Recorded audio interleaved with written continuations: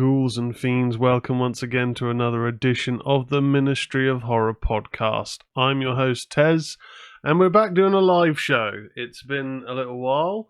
Lots of bits and bobs delaying the show for a little while. Busy stuff going on around the house, then getting sick.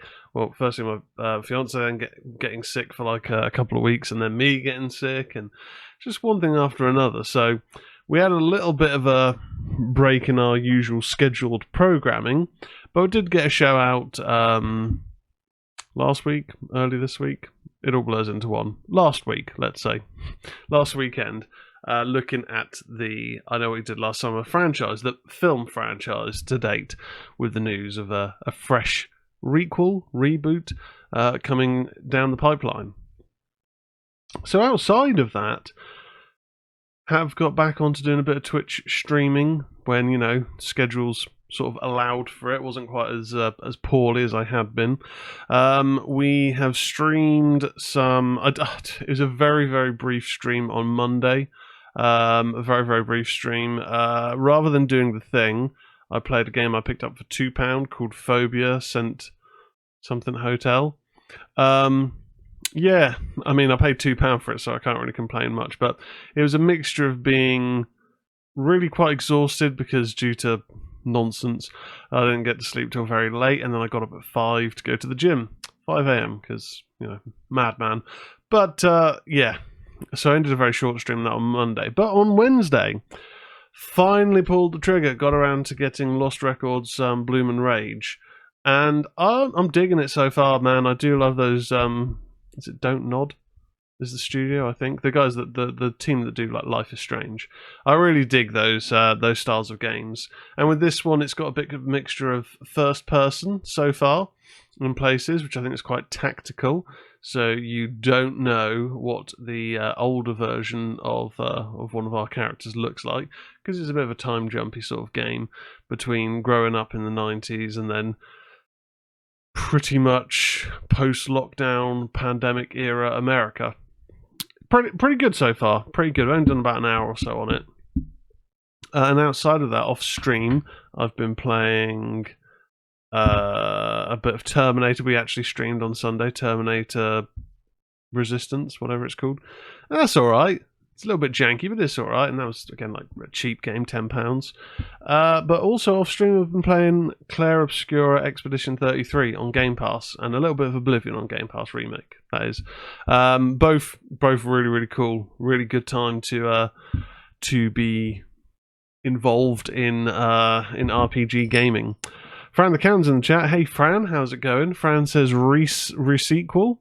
Yeah, I mean, it is essentially doing the Scream 2022 thing. I think that's the one. Scream 5, I'll just call it.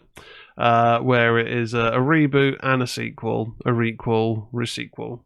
It's one of those sort of things. But as ridiculous as the involvement with the older cast looks to be, I do still think it looks kind of fun. And actually showed the first film, the original film, to my fiance recently. She quite enjoyed it.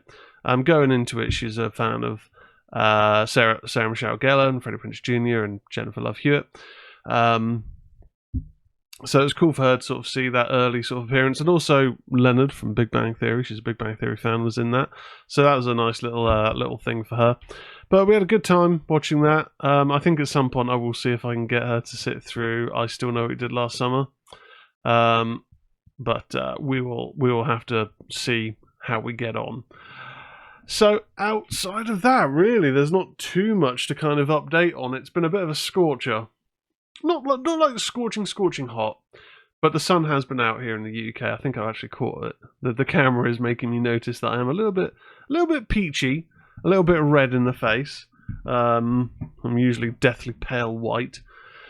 But yeah, it's a warm one, so I have got my window open, but because the dog's downstairs, I've got my door closed, so it's going to be a toasty episode. We're going to jump kind of straight into it. I'll do my pluggy sort of bits here. thank you to our regular Patreons. We've got James, we've got Barrow, we've got Gruff. Patreon.com/Ministry of Horror. Great way to help support the channel and help support my wedding and honeymoon. Have a look on there, see the perks, and see if you want to pledge and all that and be a member. And also following the channel on Twitch, twitch.tv/Tezzius, Tezzius. Create a Twitch account if you don't have one. Follow the channel. If you want to give it a subscribe, that'd be great. But no pressure. Anyway, getting the plugs out the way early doors. So I haven't got my headphones on today because it's so damn warm. I thought I'm just going to go insane if I've got these big old headphones, these big old cans on my ears. So we're going sans headphones. Now, if I'm completely out of sync with the news music, I do apologise, but we're going to give it a go. Hopefully it's not terribly bad. It's now time to jump straight into the horror news. And actually, before we jump into the horror news, I should say we've only got one review for today's show because I haven't really watched or finished. I started watching a couple, but I haven't actually finished any new horror films. But I did last night go and watch Sinners. So at the top of the show, we are going to be reviewing Sinners. Anyway, it's now time for the horror news.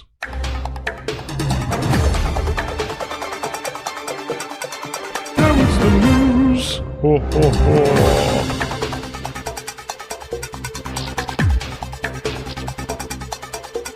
I think I just said now it's the news as opposed to this is the news. I apologise if I've offended anyone with that ad-libbing. Fran in the chat says, if you love that lady, you will not subject her to I will always know what you did last summer, though. No. If people haven't heard the show from last week, I finally got around to watching I Will Always Know What You Did Last Summer, the third film, the straight-to-DVD film. It is as bad as I'd heard. Like, it's a really bad film. The fisherman is undead in it, but you don't really see them as undead. There's no reason as to why they're there, why he's there, and why he's hunting this group. It's just like, what the fuck is this? And it's got really bad MTV music video, early 2000s editing, where everything's all sort of really flashy and just absolute terribleness. Anyway, my phone's just buzzed. Anyway, blah, blah, blah. Right, so, we're now jumping into the horror news. The horror news all comes from bloodydisgusting.com. Great news source, great site. Check them out on social media, all that good stuff. First up, bit of news. This comes from Alex DiVincenzo. Charles Band's lost Tony Todd film, Cutter's Club, is now on Tubi. Back in 2005, B-movie maven Charles Band directed genre icon Tony Todd in Cutter's Club, but the indie horror movie ran into financial trouble at the end of production and never saw the light of day. 20 years later, in the wake of Todd's passing, Band rescued the lost negative and completed the film, which is now streaming exclusively on Tubi via Full Moon Pictures. Creatures, carnage, and macabre malpractice ensue when a pair of medical students get involved in the secret society of surgery fetishists and monster makers called the Cutters Club, overseen by the maddest of doctors. The script is written by Neil Marshall Stevens, who did 13 Ghosts and Hellraiser Deader, under the pseudonym Benjamin Carr. The film features 35mm cinematography from Mac Alberg, worked on Reanimator and From Beyond, and special effects by John Carl Buechler, worked on Friday the 13th Part 7 and Halloween 4, both of whom have since passed. I shot a feature 20 years ago starring Tony Todd called Cutter's Club. The lady who was funding it ran out of money and we had to stop production. 2 days short of completing the film, Band said in a statement to Joe Blow. Luckily, most of it was shot, and I thought one day I'd go back and finish it when the money situation improved. But then 1 year after the production shut down, as I was getting ready to complete the film, we found out that the lab had lost the negative. The DP was Mac Alberg, the greatest DP I ever worked with, and we shot the film on 35mm. Okay, there's quite a bit more there. So the people behind the camera sound pretty interesting, and the fact it's Tony Todd, he's a legend, R.I.P., is also interesting. But a mid-2000s Charles Band production, or Charles Band directed film, and I do like Charles Band, but it's not a high bar. If people are new-ish to the podcast, I used to do a full moon retro review where I subbed to the full moon film channel on Prime and would watch a full moon feature each week or every 2 weeks. It became quite difficult because while there's an entertaining charm to some full moon productions, and there's some that are pretty good, like the Subspecies series, yeah, some of them are so bad they're maybe not good but funny, and some are just so bad they're bad. No, I don't think I've ever watched one where it's just been offensively bad. Like I have watched some films where I've just been like, this is fucking terrible. There is that kind of shonky, schlocky charm to their productions, but there's a decent pedigree with this one, so maybe it's decent. I'll have a little look. Cutters Club, if we have that on Tubi in the UK. Not entirely sure if we do. My internet has been a bit funny. Tubi does have Mouse of Horrors, though. That's a great film. Not. That's the film, actually, that I was incredibly offended by. Cutters Club. Oh, there we go. There it is. Tony Todd, Cutters Club. It's not going to start playing, is it? Yep. Okay, and it's an hour and 4 minutes long. Oh dear. Well, okay. So when they say the film is finished, it's been completed, maybe that means that they've just found a way to edit it together. But I don't want to be too disparaging. It's a Tony Todd feature, but yeah, it's also a full moon feature. Fran in the chat says, I'd say at least watch the trailer for it. It's on UK Tubi. Yeah, well, there we go. It's worth a trailer watch. Worth getting an idea of what you're letting yourself in for beforehand. Next up, one I am hyped for. Weapons official trailer. Where have all the children gone? John Squires write-up. Last night at 2:17 a.m, every child from Mrs. Gandhi's class woke up, got out of bed, went downstairs, opened the front door, walked into the dark, and never came back. Watch the official trailer for Barbarian director Zach Cregger's Weapons in theatres on August 8th, 2025. Here's the brand new official synopsis from New Line Cinema. When all but one child from the same class mysteriously vanish on the same night at exactly the same time, a community is left questioning who or what is behind their disappearance. Much like Barbarian, Cregger's new movie is cloaked in a web of darkness, with even this trailer refusing to spoil pretty much anything about the movie. All we know is the basic gist of the storyline, with the trailer teasing that it's only the beginning of a nightmarish mystery. That mystery is going to propel you through at least half of the movie, but that is not the movie, Cregger tells Entertainment Weekly. The movie will fork and change and reinvent and go in new places. It doesn't abandon that question, believe me, but that's not the whole movie at all. By the midpoint, we've moved on to way crazier shit than that. Cregger continues, I wanted a horror epic, so I tried to do that. It is more ambitious than Barbarian in almost every way. I don't just mean in terms of the budget, but I just mean creatively. The story is weirder and it's twistier and it's bigger. The set pieces are definitely bigger. It's just a bigger, weirder movie than Barbarian is. On that note, Cregger's 2 horror movies may exist within the same universe. So there's a website called maybrookmissing.com that's got a bit more information, a bit more kind of Easter eggs in there. But the cast for Cregger's new film includes Josh Brolin, Julia Garner, Alden Ehrenreich, Benedict Wong, Amy Madigan, Austin Abrams, and Carrie Christopher. Okay, so I really enjoyed Barbarian. It's not a perfect film, but I think it was a great experience going into that knowing nothing about it. It had that right level of hype where you just don't really know much about it. The whole thing is just watch it without knowing much of anything other than there's a bit of a house share mishap, Airbnb booking issue. That's kind of it. I suppose similar to an extent to like Long Legs. Didn't know too much about that, but you had a gist of an FBI agent and Nicolas Cage in it. But again, not too much about the overall story was given away, but I would say even less in Barbarian. With this one, the initial teasers that were going about showing kids running weirdly out of their houses at 2:17 a.m. Was pretty creepy. The actual trailer that has dropped looks pretty damn sketchy, pretty, unnerving in places for sure. I really like the look of this trailer. This idea that not just, all the kids have gone missing, but there's all the kids from one teacher's class. So then people start pointing their finger at her like, why have all your class gone? What have you got to do with this? And pointing the blame. And then the kids seemingly seem to return in the trailer, but are almost like doll-like or like zombie-like or reanimated or something. Something's a bit off with them. Is it a Pied Piper-esque sort of thing? Like, what's going on here? Which reminds me, when's that Pied Piper film coming out? Because I've heard that's meant to actually be pretty good. Horror. Oh my god, what's going on with my computer today? Horror Pied Piper. So it's called... Is it called the Pied Piper? No. That was just called Piper.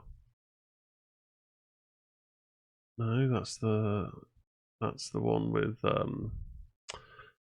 It's from the Pooniverse. Pooniverse. Pied Piper of Hamelin, particularly within the Pooniverse. Is that what the film's called? I don't think it is. I'm getting completely sidetracked here now, but right, films. Peter Pan's Neverland Nightmare. Right, when's that streaming anywhere? I don't think it's had like a UK release. Where to stream? Because if that's available, we could watch that. Oh, it's available to rent. Nah. I'm interested to give it a watch, because out of those sorts of Pooniverse films, it's the only one where I watched the trailer and thought, it looks like that could actually be half decent. Not enough for me to pay for it, I'm going to be honest. My intrigue doesn't extend to actually going down that rabbit hole. But anyway, I think Weapons... There's a lot of hype for me going to this one. I definitely want to see this one in theatres. Barbarian, I don't know what its UK release was like. I don't know if we had a cinema release in the UK. I don't know if maybe it was hampered by COVID. I can't remember what year Barbarian actually came out. But anyway, I do want to see Weapons in the cinema if possible. Next up, we actually have a little bit of a new film list. It's a couple of days out of date, but that's not too bad. Tuesday's list of 5 horror movies that released at home today. So they're this week. 5 horror films that have been released at home this week. Right up comes from John Squires. Fresh out of theatres, Christopher Landon's Drop is now available to own or rent on digital platforms. Flipping out, that is quick turnaround. I remember seeing the initial sort of trailers, but I don't even know if if this has had a UK release, and if it has, it's been a very, very limited one.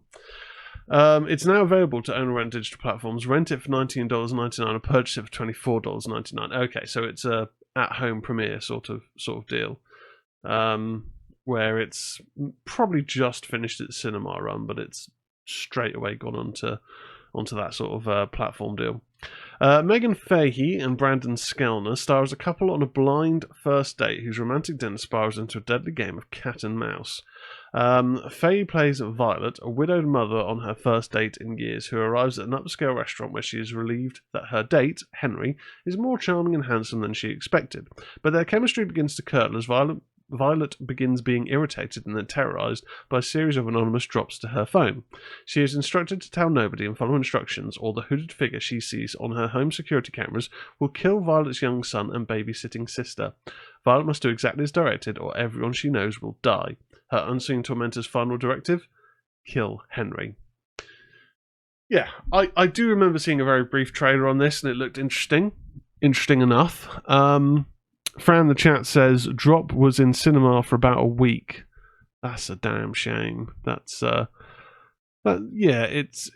one of those things where it's like, with a limited run, you can't expect to have much success unless there's a huge amount of word of mouth buzz. But if you're not doing really a huge amount of advertising, how are you going to generate that word of mouth buzz? You know, even if it's just people talking from a festival run, and obviously that helps. But you still have to put some push behind the film to get its name out there. Like, I remember one trailer dropping on social media, like ads, and that's it really. So yeah, bit of a shame. But I mean, I don't know what the film is like. To be fair, it may be cack. But Eddie's in the chat as well. Hey Eddie, hope you're good. Hope you had a nice week. Let's move on. So in 2014, I need to have a quick swig of beer. I'm gonna dry mouth. Swig of beer for the working man. In 2014, an amateur documentary was uploaded to the internet. It vanished less than a week later, never to be seen again, until now. Project MKHEXE is now streaming exclusively on the Bloody Disgusting powered Screenbox, and it's also available on VOD outlets. After his brother Sean's I can't remember what term it is that you're allowed to say on streams, but after his brother Sean's decision and is no longer here, aspiring filmmaker Tim uncovers Sean's obsession with a deleted urban legend tied to a secret mind control experiment. As Tim investigates, compiling Sean's notes and interviewing family and friends, he suspects Sean was murdered. With help from Sean's friend Nicole, Tim's search for truth spirals into obsession, unravelling his grief and revealing a chilling reality: what we fear, we create. The synopsis only scratches the surface of the psychological horror experience that awaits. Go down the rabbit hole with the film's viral marketing campaign to unlock more of the mystery. Written and directed by Gerald Waddell, the film stars Ignacio Matinina, Jordan Knapp, Will Jandro, Jennifer Lynn O'Hara, Dwayne Tarver, Sebla Demurbus, Katrina Eroin, and Joe Solana Simon. Okay, I've not heard anything really about this. I do enjoy the what I gather is the faux documentary, the not mockumentary. Mockumentary you normally associate more with comedy, but the faux documentary found footage is the vibe that I'm kind of getting. I am a fan of that subgenre of found footage. As mentioned, it's Screenbox. We don't get Screenbox in the UK, but it is going on to other VOD outlets. So if it becomes available to stream on something we've got in the UK, a package that I already subscribe to, then cool, I will give it a watch. Next up, rodents of unusual size. They do exist in the indie creature feature Big Freaking Rat, a hairy tale of horror with a comic twist that was unleashed on VOD outlets today. Tuesday, this is. In the film, from director Thomas J. Churchill, Ranger Brody believes looking after his teenage niece and nephew will be the biggest challenge of the summer, until his brand new campground is turned into a den of terror by a massive mutant rat. Years of dumping toxic waste into the land have created a monstrous rodent with a taste for blood, and now it's up to a reluctant band of warriors to exterminate the beast. Horror veteran Felicia Rose stars alongside Caleb Thomas, Nino Aldi, Caroline Abbott, with the cast also including Rachel Sterling and Julie Ann Prescott. I mean, the image for it looks like it could be pretty decent. It looks like practical effects, which is pretty cool. I always prefer practical effects over CGI, and if it's an indie film, a low-budget film, CGI, more often than not, is going to look distractingly bad.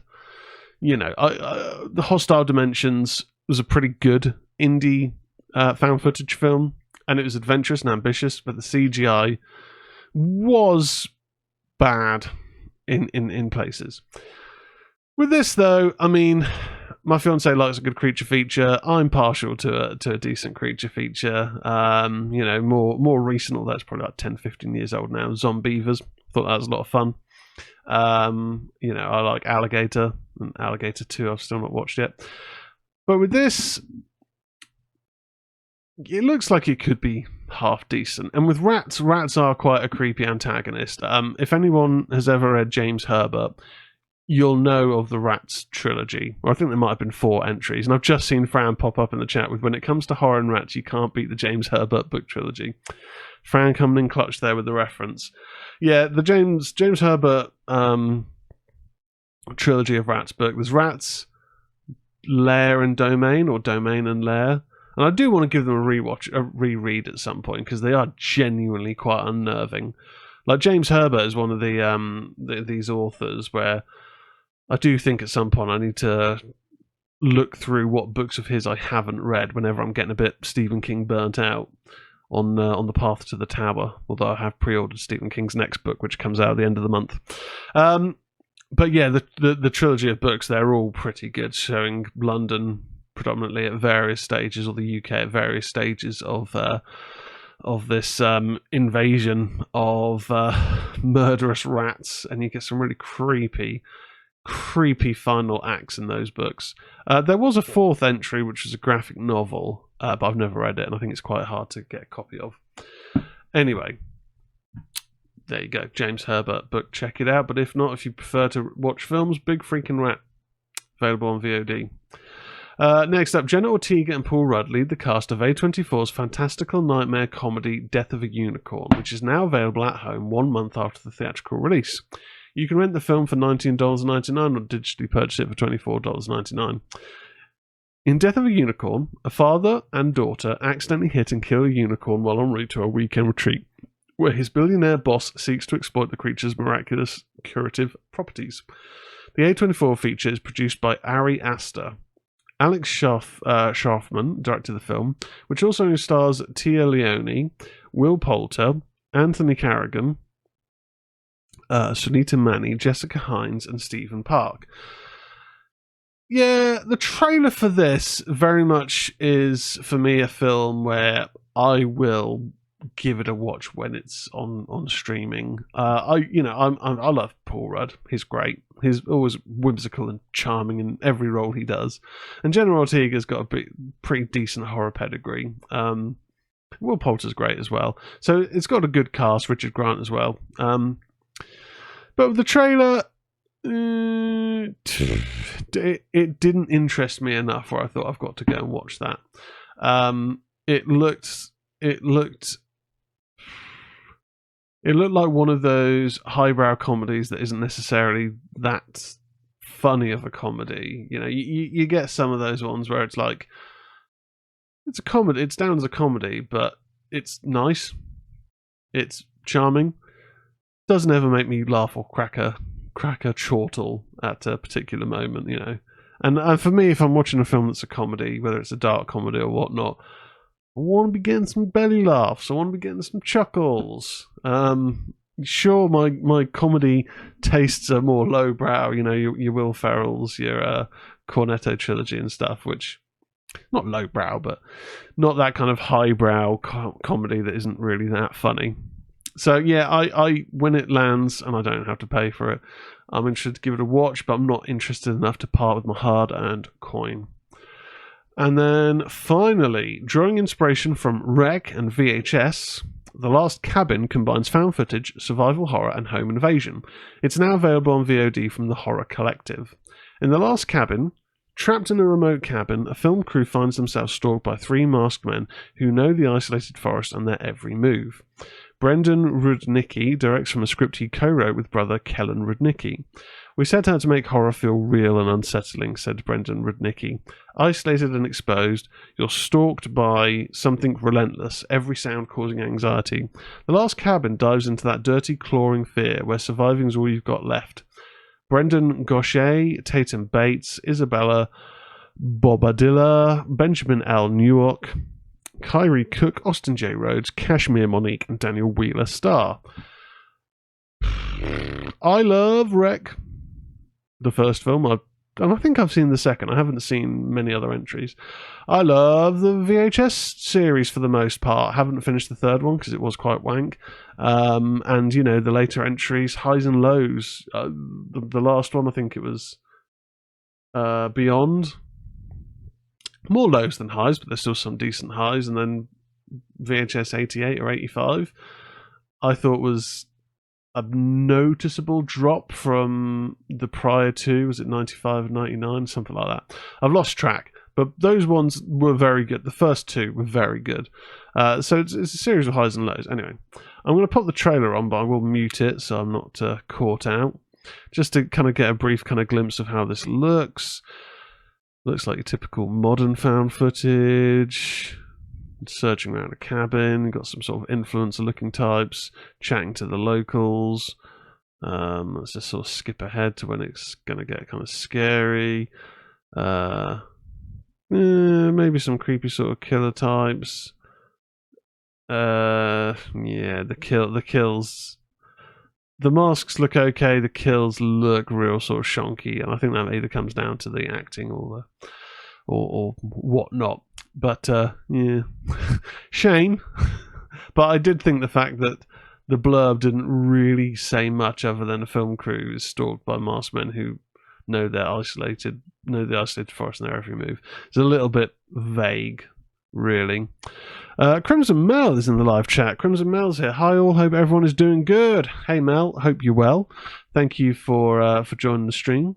Mel hosts a podcast, Unexplained Possibilities. Check them out on podcast platforms and YouTube. Give the channel a subscribe and a follow and all that good stuff. I've been a guest a couple of times. Mel's been on the show a couple of times. And Ministry of Slam alumni. So big ups to Crimson Mel. So yeah, we've got some cool cats in the live chat.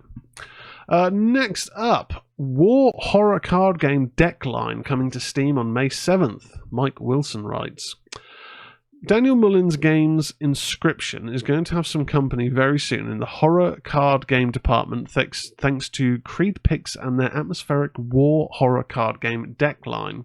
Coming May 7th to Steam, Deckline mixes a simple game of cards with a raw depiction of the war zone and the gritty essence of 1990s Eastern Europe.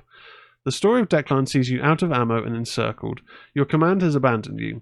With all resources depleted and no hope of rescue, you and your squad gather for one last game of Durak, also known as Fool. With death closing in, you shuffle the deck, clinging to the memories of laughter and camaraderie. Now, it's all that remains. Given the randomness of Durak, Deckline sports unlimited replayability thanks to the dynamic randomized gameplay mechanics that constantly reshape playstyle, as well as the game's global leaderboard and built-in score system. Along with a story mode that features several diverse endings, there's also an infinite cooperative mode. Above all, the game seeks to capture the despair and doom of war based on real-life stories. So that is an interesting enough setup. I must say, for me personally, I've never got into video game card games. I did try Balatro, which is on Game Pass. And it seemed fun enough, but I've never really grown an affinity to video game card games. Like, card games in real life, sure. I've played the odd bit of, like, a video game version of Blackjack, not, like actual gambling. I think that'd be just dangerous for me. But yeah, I've not played Inscription. I've not found myself ever really that drawn to card games, video game card games. So if that's your thing, check it out. Coming very, very soon to Steam. And it's an interesting sounding story. And then we've got another bit of video game news. Bit of a quick one before we get to our final news piece. Evil Dead the game has been quietly delisted from digital storefronts, Mike Wilson writes. And I saw this earlier on because Bruce Campbell shared this news on X, or Twitter. Less than 3 years after it was released, and just over a year since the end of new content, Saber Interactive is pulling their asymmetrical multiplayer title, Evil Dead the game, from digital storefronts. As reported by Enemy and several outlets, fans had noticed that Evil Dead the game had disappeared without any notification from the Epic Games Store and the PlayStation Store. The Steam page for the game has confirmed that the developers had indeed pulled the game from online stores. We can confirm we've begun the process of removing the game from digital storefronts. Anyone who has purchased the game will still be able to play it as we plan to keep our servers online for everyone, reads the statement from Saber Interactive. We want to extend a sincere thank you to our community, to those who have been part of the game from the very beginning, and those who have recently joined us. We appreciate all your support. The ability for existing owners of the game to continue to play the game online for now is a bit of a consolation, but like what happened with Friday the 13th the game, the servers will not be up indefinitely. As for an explanation as to why the game is being delisted, Saber Interactive has not elaborated. One can point to the issue of licensing as the culprit, but that's only speculation. Even then, 3 years is not exactly a long time for an agreement. As it stands, you'll still get your Ash fix in Dead by Daylight as part of the Ash vs Evil Dead DLC. So, Mel in the chat says, "Was Evil Dead the game like Friday the 13th?" Yeah, basically was. And Eddie the Beast says maybe that should be a Monday horror game. No, I got it when it came out. I was kind of hyped because I do enjoy the Evil Dead. It's not my favorite franchise, but I always get a kick out of all of the films. I enjoyed Rise. I really enjoyed the remake, reboot. The first two are great. Army of Darkness is decent. It's not horror, so it's a comedy, but it's decent. It's fun. And I didn't really get into Ash vs. the Evil Dead, to be honest. I watched the first season. I started on the second season, and I did find myself struggling to continue. But with Evil Dead the game, when it got announced, I thought, oh, cool. Visuals look pretty good. And then it became very apparent quickly that it was an asymmetrical multiplayer game, like Friday the 13th. They did try to input a bit of a, I don't know if I'd call it a story mode, but there was a single player mode you could do, but that was essentially just the map with checkpoints to go through. And when you die, you went straight back to the start, if I remember rightly. It was pretty hard as nails. And Fran in the group chat says it's like Dead by Daylight, one of those one via group type games. Yeah, it was a shame because similar to like Killer Clowns from Outer Space, I really like the Killer Clowns from Outer Space film. A game gets announced, oh cool. But at that point, you just sort of become jaded when a horror property gets a video game coming out, like Texas Chainsaw Massacre. Looks good. I imagine it is fun if you stick with it, if you've got a good group to play online with. But I would end up just playing with randoms, and half the time, no one's using a mic. So you're just running around in silence, basically. And it's just not really for me. Like, I'm always more of a single-player narrative-focused gamer. I prefer a good single-player story. And games in those horror worlds, that's just not enough to make me more of a multiplayer gamer. My multiplayer gaming has only ever really extended to very, very typical, but FIFA, Call of Duty, and Destiny 2. So they're just not hugely for me. Crimson Mail in the chat says they should have made the game like the old PS2 Evil Dead games, or give it the RoboCop treatment. Yes, RoboCop. I do need to play. I have got it downloaded. I rejoined PS Plus just for that. And Terminator Resistance is, it's decent enough for a little first-person shooter. It's certainly not a full-price game, but yeah, I would be more happy with these horror properties getting video games if they were 8 to, maybe tops 20 hours single-player focused games. If they've got a multiplayer function to it, great. But a game that is pretty much solely or predominantly a multiplayer game, that's not enough of a hook for me to bring me in. So yeah, sad news, but not wholly unexpected. I had heard that it hadn't really been doing that well. And then finally in the horror news, Bring Her Back directors preview harrowing, traumatic and fun film in new featurette. Alex DiVincenzo writes. Bring Her Back directors Danny and Michael Philippou preview their harrowing, traumatic and fun film in the new featurette below. So this is on YouTube. The Talk To Me filmmakers promise some fucked up shit when their sophomore effort possesses theatres May 30th from A24. Written by Danny Philippou and Bill Heinzman, a brother and sister uncover a terrifying ritual at the secluded home of their new foster mother. Sally Hawkins, Billy Barrett, Sarah Wong, Jonah Wren Phillips, Sally Ann Upton, and Stephen Phillips star. Bloody Disgusting debuted a new image from the film yesterday as part of their summer horror preview. Bring Her Back is rated R for strong, disturbing, bloody, violent content and some grisly images, graphic nudity, underage drinking, and language. I mean, it's. I've made no bones about the fact that I'm a fan of Danny and Michael Philippou, the Raka guys, the filmmakers behind Talk To Me. Really, really dug that film. I like the teasers that I've seen so far for Bring Her Back. I think once an official first proper trailer is released, I'll give that a watch, and then for me, that'll probably be it. I certainly, if I know I'm going to watch a film based on the people involved with it, I just want, a 30-second to 1 minute initial trailer. Enough that I can kind of see and get an idea of how the film is going to look, or potentially a story beat from the film. Outside of that, I don't want too much given away to me. I don't want to know key points. And it does, if there's a film that looks interesting enough, grabs my attention with the first trailer, and I think, okay, yeah, this looks like a new twist on the series or a new take, I'm going to give it a watch. But then if the second trailer drops with what appears to be a key story beat revealed, it does kind of piss me off. I mean, I liked Smile. The first Smile is decent. It's pretty good. It's better on rewatches, I think, than the first watch, I will have to say. So if you weren't that fussed on the first watch, I would say give it another go. I certainly have found on it's more of a repeat viewing experience. But Smile 2, first trailers, I thought, okay, this looks like quite a big scale film. Looks pretty decent. Yeah, the Smile 2 trailer was everywhere.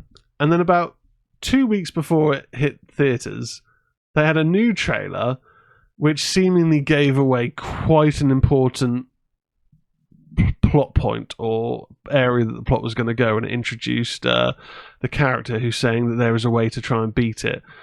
I just thought with that like, you already had my attention, and now it feels like something that's probably going to be appearing in the second half of the film, maybe even, more predominantly in the final act.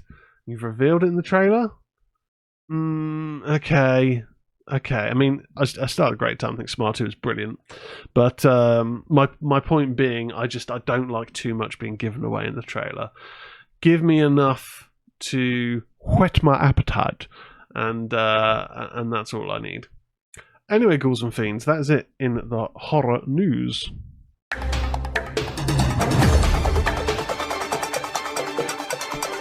That was the news.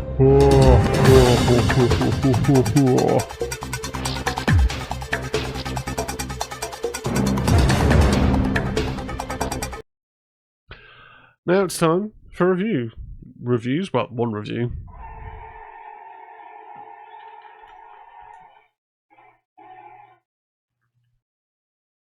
I don't know if that music's actually coming out.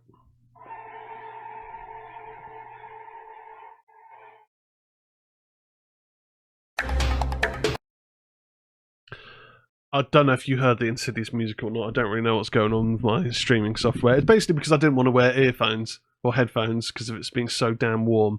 So the review music will hopefully have played. If not, sorry. You heard it. Good. Very quiet and laggy. Brilliant. Well, this is my own fault for being so damn hot in here. I probably should have dug a fan out of the loft. So, Crimson Mouse says, that's what happened with Terminator Salvation and the Minefield. For me, I found it with Terminator Genesis, where I was like, okay, they're doing Kyle Reese again and Sarah Connor, but with obviously different actors. Not so sure about that. Saw a trailer and thought, okay, this looks like an interesting take on it, doing the whole time parable and different approaches to it. Okay. And then they had a second trailer which showed John Connor being converted into a robot. And I was like, that feels like that's going to be an integral plot point in the film. Why has that been given away in the trailer? Like, come on. And it was okay. I mean, pretty much after T2, the films are either okay or bad or really bad or decent.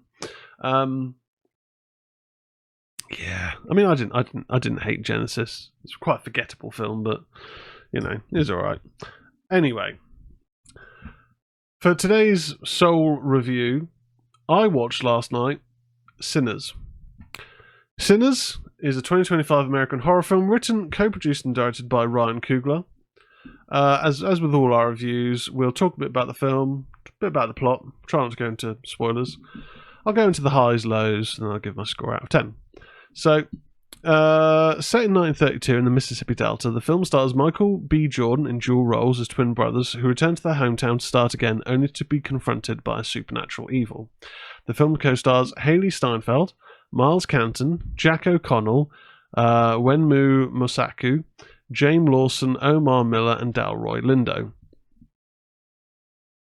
So, before I start reading the plot, I quite often, when I watch a film in the cinema or watch a film for the purposes of reviewing, or because I know I'm going to review it because I'm looking forward to watching it, more often than not, when I finish the film, I'm like, okay, things that I liked. I've got a generally good impression of where I'm going to go with the score, but I will want to sleep on it.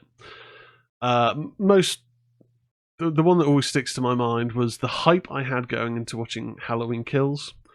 Coming out of the cinema and being like, yeah, there's some pretty good things there, but there's something kind of just niggling at me.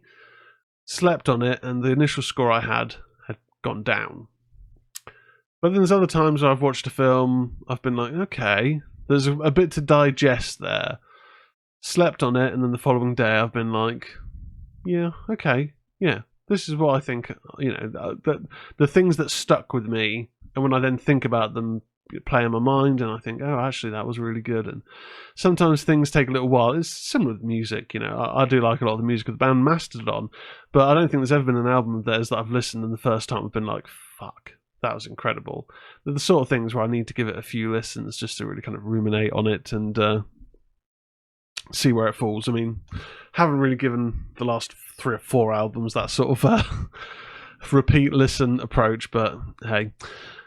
But with Sinners, I came out of the cinema thinking that, bear in mind, we've had Nosferatu this year, which was incredible, or the very end of last year. I think Sinners might be one of my favourite, or up there with Nosferatu, vampire films in the last 20 years. And maybe one of the best films in the last few years I've seen at the cinema. I know I'm burying the lead here in my review quite a bit, but I think I've got to just kind of cut to the point a little bit. But we'll talk a bit about how the film opens, just to kind of set the scene. So, October 15th, 1932, identical twins and World War I veterans Smoke and Stack return to Clarksdale, Mississippi after years spent working for the Chicago outfit. Using money stolen from gangsters, they purchase a sawmill from racist landover Hogwood to start a juke joint for the local black community. Their cousin Sammy, an aspiring guitarist, joins them despite opposition from his pastor father Jedediah, who warns that blues music is supernatural. I'll leave it there. Because whilst this is a slow burn film, and it is over 2 hours, 2 hours and 20 almost, it's one that it's good to just know the bare minimum, really. Know that there are vampires in this film. That's pretty evident in the trailers. But just kind of go along for the ride. This film it's an experience. It uses music, specifically the blues, to such a high level, not just in setting the scenes, but also developing the characters, developing their relationships, showing the evocative nature of music, how it can enrapture people, how it can transcend periods. There's a moment with a character playing guitar and singing, and it brings everyone together, not just because they're singing the blues and the time period that they're in, but it's transcending time. We're then seeing, in this really sort of vivid imagery, guitarists from the 70s sort of appearing in these scenes, along with African tribe people dancing and playing with like masks and shakers and stuff. It's really, really inventive filmmaking. But then also showing how that attracts a supernatural crowd. The vampires in this, I really loved the approach to vampirism, in that it's brutal. There's a charm element there, but they are ultimately nasty individuals. The ferocity of attacks, it's not uber gory. It's quite violent in places. the changing of how people change and the standoffs as the film progresses, without sort of going too much into it, are really, really well done. There's great moments of story beats that seem to not be so important in the moment, but actually hold importance as the film goes on later on. You know, it's a very well written script. There aren't any moments that just happen and then there's no consequence to them. You know, there'll be introductions, an image in the background of a cabin of a KKK outfit, and that's not just there to say, oh, they're these racist hicks. There's connections to the story tissue and to other characters that may not be apparent in that moment. It's a really well written film, and it's very moving as well. There's a moment in the final act where I thought, if I was watching this in my fiance, she'd be bursting out into tears right now.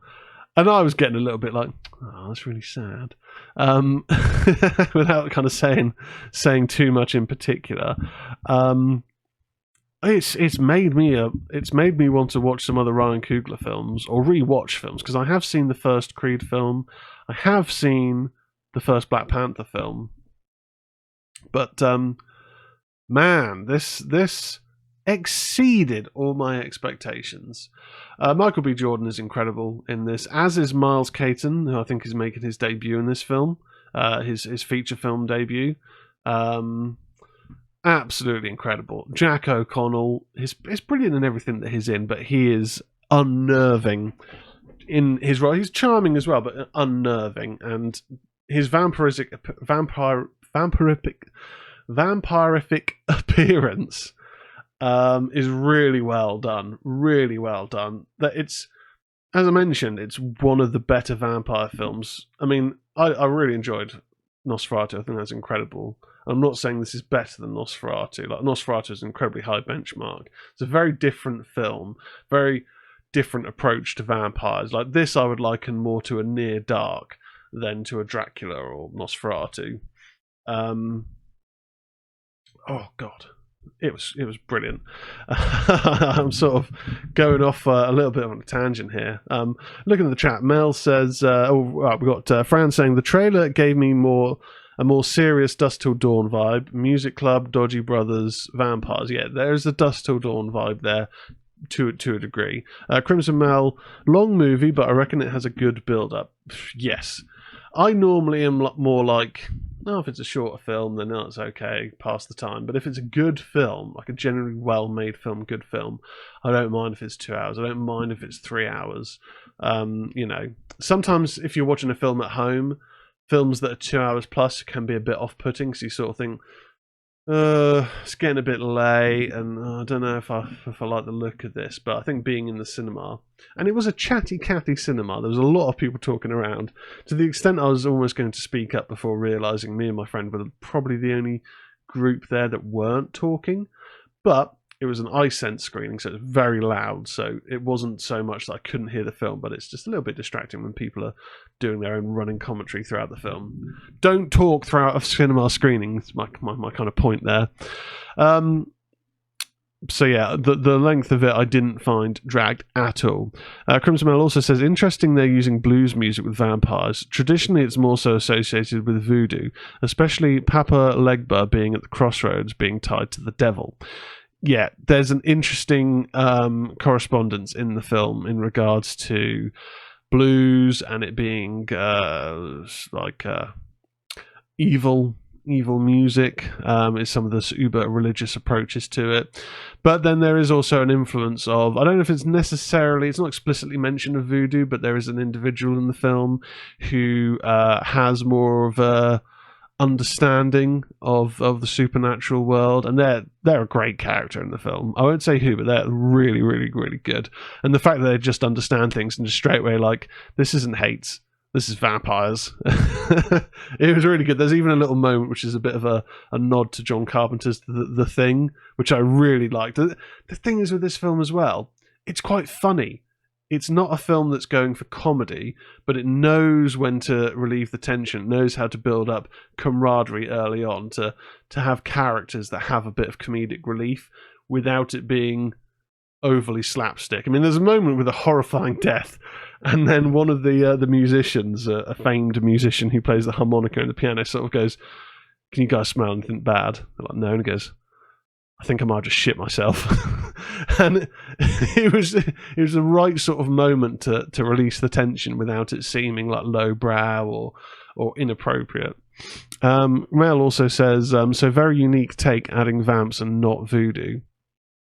There's a little element of it there, but yeah, I won't sort of say too much more on it. It's oof. I dug this a lot. And as I say, the music's incredible. The directing, I don't often comment on the directing in these films. I quite often just sort of talk about specific performances, the film's pacing, the music and whatnot. But yeah, the directing in this is brilliant. I thought the script was incredible. In terms of my score, I'm gonna stick with what I had last night. Normally I sort of think, I don't often come out of a film thinking, fucking hell, that's incredible, high score. I'll have a feeling, I'll sleep on it, ruminate on it, and then I'll kind of come to my final score. And sometimes I'll think, well, actually, yeah, maybe my initial thoughts are a bit too high. There's certain things that I maybe wasn't so much of a fan of. Sinners, I'm gonna give 9.5 out of 10. I genuinely was blown away by this.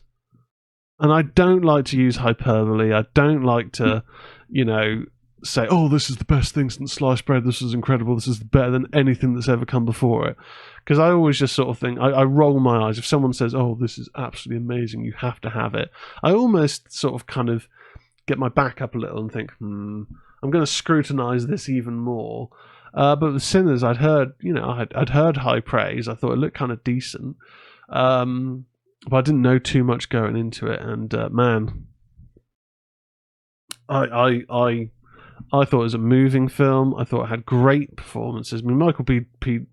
Jordan as the twins in this, so good. And Miles Catton's one to watch out for. Haley Steinfeld was really good in this. Jack O'Connell as well. Everyone was great. I'll just mention. I will just mention, Wunmi Musaku, who I don't know, I'm not aware of their previous roles, but I think they're a British actress, playing Annie in this. Brilliant performance. Everyone's so good in this. 9.5 out of 10 for Sinners.